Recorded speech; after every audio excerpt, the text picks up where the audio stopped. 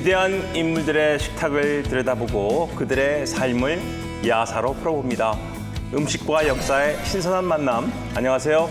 쿡방야사 진행을 맡고 있는 한창환입니다. 자, 쿡방야사 본격적으로 시작하면서 함께해 주실 분들 소개해드리겠습니다. 항상 맛깔나게 야사를 풀어주시죠. 역사 전문가 임동현 교수님 나오셨습니다. 네, 안녕하세요. 신한대학교에서 서양사를 가르치고 있는 임동현입니다. 오늘도 역사적 사실과 야사를 적절하게 버무려서 즐거운 시간 보냈으면 좋겠습니다. 네, 그리고 쿡방야사 더 맛있게 만들어주시는 분이시죠. 우리의 메인 요리사 이재범 셰프님도 함께하십니다. 안녕하세요. 쿡방야사의 쿡방 담당 이재범 셰프입니다. 오늘도 역사 속 음식들을 저만의 스타일로 재해석한 맛있는 요리를 만들어 보겠습니다.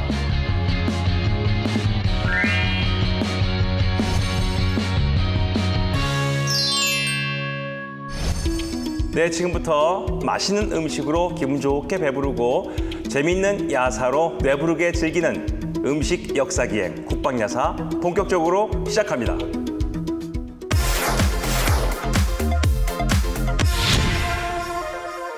네, 쿡방야사 오늘 주인공은 어떤 분이시죠?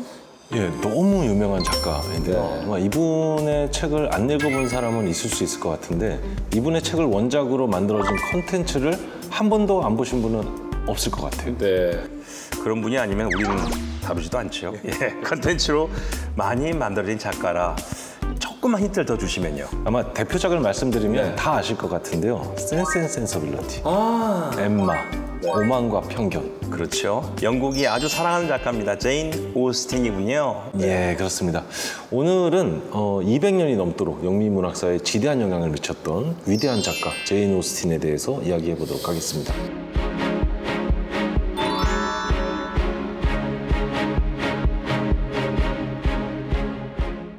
제인 오스틴이 쓰신 원작들은 영화나 드라마로 참 많이 만들어졌습니다. 제인 오스틴이 장편 소설 6개와 그 중편 소설 하나를 남겼는데요. 출간된 모든 작품이 영화 드라마로 만들어졌습니다. 그 오프닝에서 언급했던 대표작 이외에도요. 맨스필드 파크, 노생거 사원, 그다음에 설득 이런 작품들이 오늘날까지도 드라마와 영화로 활발하게 제작되고 있습니다. 저도 오만과 편견 참 좋아하는 작품 중에 하나인데 영국인들이 그렇게 사랑하는 작가라면서요? 예, 영국 BBC가 선정한 지난 1000년간 최고의 문학과 부문에서 셰익스피어 다음으로 이름을 올렸을 정도입니다. 그 아시는 분들은 아시겠지만 제인 오스틴이 영국의 10파운드 지폐에 초상화가 들어갈 정도로 영국을 대표하는 문학가입니다. 현재까지 여성으로서 영국 지폐에 얼굴이 들어갔던 사람은 엘리자베스 여왕을 제외하고는 뭐 플로렌스 나이팅게일, 엘리자베스 프라이, 제인 오스틴 이 셋이 유일합니다. 그리고 작가로서는 윌리엄 셰익스피어, 찰스 디킨스에 이어서 세 번째입니다. 화폐 얼굴이 나올 정도까지 인정받는 아주 존경받는 영국의 존경받는 인물인데요. 근데 사실 생각해보면 그녀가 활동하던 그 시기는 여성들이 인정받을 수 없는 대단히 남성 중심의 보수적인 시기였다고 생각이 드는데 예, 그 당시까지만 해도 여전히 문학이란 남성의 일로 인식되던 시기죠. 그래서 제인 오스틴도 글을 발표할 때 실명을 쓰지 못했습니다. 필명을 사용해야만 했습니다. 필명을 했군요. 예, 제인 오스틴이라는 이름은 그녀가 세상을 떠난 뒤에야 오빠에 의해서 알려지게 된 것이죠. 먼저 제인 오스틴의 삶을 잠깐 살펴본다면 1775년 12월 6일 영국 햄프셔주에서 8남매 중에 7째로 태어납니다. 아버지가 조지 오스틴이었고요. 어머니는 커샌드라였는데 아버지가 교구 목사였습니다. 목사님이셨군요. 예, 아주 어렸을 때부터 아버지로부터 폭넓은 독서 교육을 받았던 것으로 보이고요. 어려서부터 습작들을 해왔습니다. 그러다가 16살 때부터 희곡을 쓰기 시작했고요. 1794년에 서간체로 쓰인 단편 소설이죠. 레이디 수전을 집필하면서 본격적으로 소설에 발을 들이게 됩니다. 그래서 엘리너와 메리앤이라는 제목의 첫 장편 소설을 썼던 것이 20살이 되던 해였습니다. 이 소설은 1797년에 개작이 되고요. 그래서 너무나 유명한 센스 앤 센서빌리티로 재탄생하게 됩니다. 그렇게 된 거군요. 예. 대부분 제인 오스틴의 소설들은 다 로맨스 소설 아닙니까? 예, 모든 작품이 사랑과 결혼에 대한 이야기죠. 그래서 이제 제인 오스틴에게 좀 비판적인 분들은 기승전 결혼으로 끝난다, 틀에 박힌 로맨스다 이런 얘기를 하기도 합니다. 근데 제 생각에는 부정적으로 본다면 이게 틀에 박힌 것이지만 긍정적으로 얘기한다면 그만큼 보편적인 것이죠. 저는 제인 오스틴의 작품이 정말 틀에 박히고 진부한 서사에 불과했다면 지금까지 이렇게 계속해서 콘텐츠가 재생산될 수는 없었을 것이다, 이렇게 생각합니다.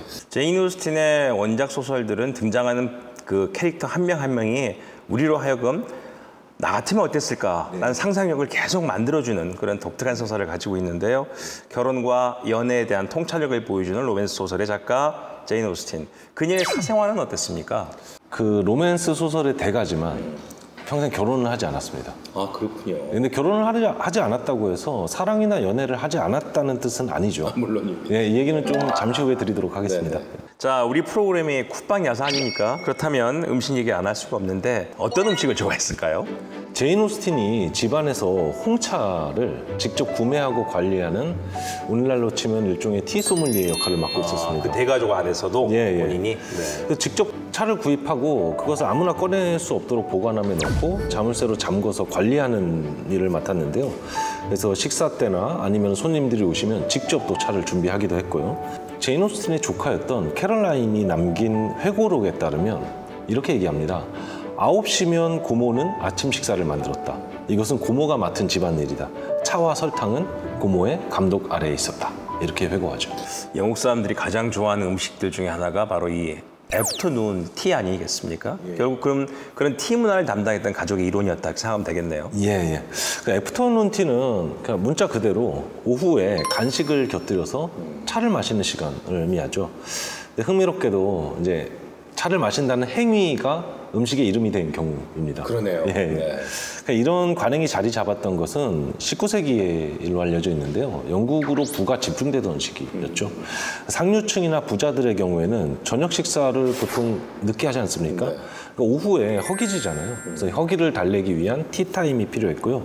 그런데 이때 뭐 간단하게 먹을 만큼 적당한 양을 먹는 것이 아니고 자기 가진 예산이 허락할 수 있는 만큼, 그러니까 가능한 한 화려하고 부유하게 간식을 차려내곤 했는데, 그래서 경쟁적으로 점차 티타임의 메뉴가 화려해지게 되는 것이죠. 전통적으로는 소금을 뿌린 오이를 빵 사이에 끼워서 만든 샌드위치와 스콘, 그리고 클로티드 크림과 잼, 케이크 등이 단골 메뉴였습니다. 오늘날에는 오이가 아무것도 아니잖아요. 근데 그렇죠. 당시에는 대단히 비싼 채소였습니다. 저도 지금 좀 의외였어요. 예, 예. 그래서 오이를 샌드위치에 넣어서 먹는다는 것은 아무나 할 수 있는 것은 아니었죠. 불을 과시하는 행동 중에 하나였다는 것이죠. 근데 한 교수님은 예를 들면 탕수육 드실 때 부먹이세요? 찍먹이세요? 저는 찍먹합니다. 아, 예. 제가 이 질문을 왜 드렸냐면 영국에도 이 부먹 찍먹 논란 못지않게 뜨거운 논쟁이 하나 있기 어떤 거죠? 때문인데요. 티타임 시에 이제 스콘이 나오게 되는데요. 여기 클로티드 크림을 먼저 발라서 먹는가 아니면 잼을 먼저 발라서 먹는가에 대한 논쟁입니다. 그래서 여기에 대해서 여론조사가 실시될 네, 네. 정도인데요. 참고로 엘리자베스 여왕은 잼을 먼저 발랐다고 전해집니다. 크림을 먼저 바르느냐, 잼을 먼저 바르느냐. 네. 자, 오늘은 영국식 티타임에 딱 어울리는 음식이 준비될 것 같은 그런 느낌이 듭니다. 과연 이재범 셰프님께서 어떤 음식을 준비하고 계실지 한번 불러보죠. 셰프님. 영국 티타임에서 절대 빠질 수 없는 티푸드 중 오이 샌드위치를 준비했습니다.